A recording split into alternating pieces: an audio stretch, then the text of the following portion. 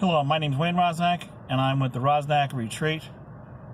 This is video dated June 12, 2019, and I want to discuss eggs, hatching eggs for chickens. There are many sources for eggs, for getting eggs. You can get them on eBay, you can get them on Craigslist, you can get them from other farms, you can have your own based on getting them from your own hens. The point is the quality of those eggs. So sometimes it's hit and miss when you go on eBay or Craigslist. Anything that's mail order, it could be potentially hit and miss unless it's from a reliable hatchery. But sometimes you can't find specific eggs for a specific breed or species, and therefore you need to go to where you can potentially get them. But caveat emptor, buyer beware. You got to be careful with who you're dealing with online, whether it be eBay, whether it be Craigslist, even local vendors, local farmers. The important thing is you want fertilized eggs. Once you find a good supplier, you want to record that information, keep a good rapport with them if you want to, continue to get hatching eggs. There's a couple of videos I've seen online on basically where they've got we bought emu eggs and all sorts of different eggs or whatever. So again, it's risky. I mean, if you're going to spend big bucks for an egg and you don't have the right equipment or don't have the right know-how, you're going to be throwing money down the drain. So you want to make sure you're knowledgeable on what you're doing. So chicken eggs are usually the first thing you start with.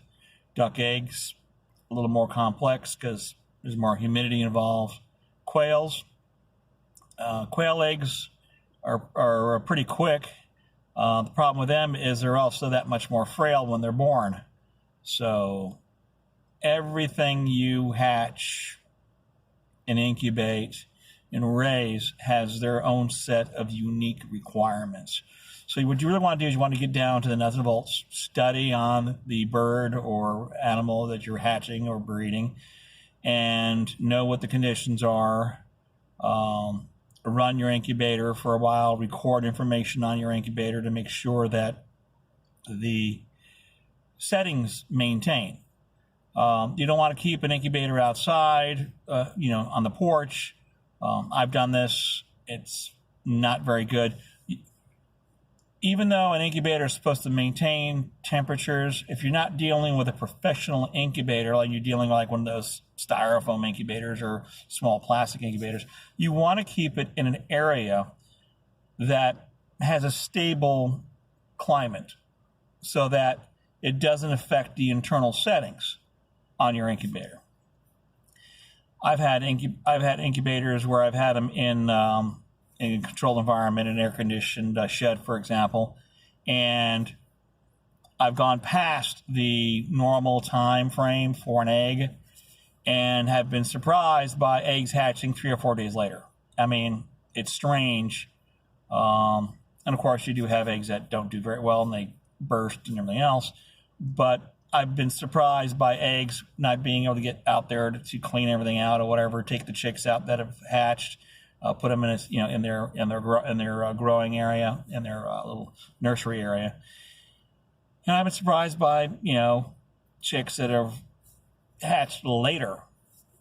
So sometimes you can leave your eggs, some of the eggs, a little longer, a couple of days beyond the normal hatch day, and you may be surprised. But again, be ready for a cleanup because the eggs could burst and you're going to have a mess in your incubator. Well, that being said, what type of eggs can you hatch? Chicken eggs, quail, duck, turkey, I guess, and then the other one's guineas. So those are the, 5 main ones that most people hatch. But again, you can get these eggs online or whatever. not only do you want to make sure that these eggs are fresh and fertile, you also want to make sure they're clean. Eggs that are dirty on the outside have a tendency, have bacteria on them at this point. And the bacteria can get into the inside through the eggshell. People think, well, the eggshell is solid. No. The eggshell allows breathing. It allows an exchange of oxygen with the outside environment. As you're incubating, actually the liquid in your eggs starts to evaporate from the eggs. That's why you have to maintain a certain degree of humidity in the incubator. A lot of people, some of the newbies don't know this. So you've got to make sure that your humidity is just right, because if it's too low, the eggs dry out too fast and the chick or the embryo does not develop properly. The reverse is true. If it's too high humidity and it doesn't drop, the liquid in the egg does not drop, the chick can drown in the fluid that's contained within the egg. So it's a balance. It's a balance of nature. Broody hens are usually the best way to go. So, and sometimes you've got a bunch of broody hens. Sometimes you have one. And then sometimes you don't have any. If you're a broody hen's a blessing. Is all I can say.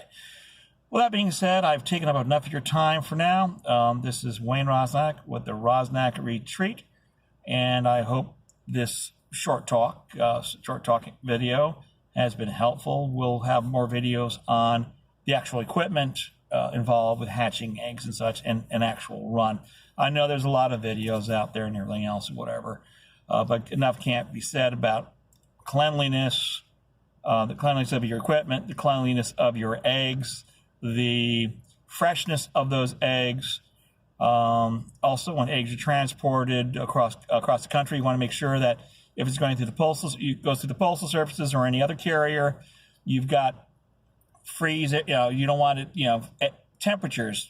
You can't control those things at the different storage facilities or in the trucks that they're being carried on, and that can kill the embryo within the egg or make the eggs unviable. So there's a balance there too. So you may have ordered from a reliable source, but the circumstances of the transport portion of it may have killed your eggs or affected the hatch rate of those eggs. Again, I digress. Well, take care. My name is Wayne Roznak, your host with the Roznak Retreat. This is God bless, Godspeed, and have a fantastic day.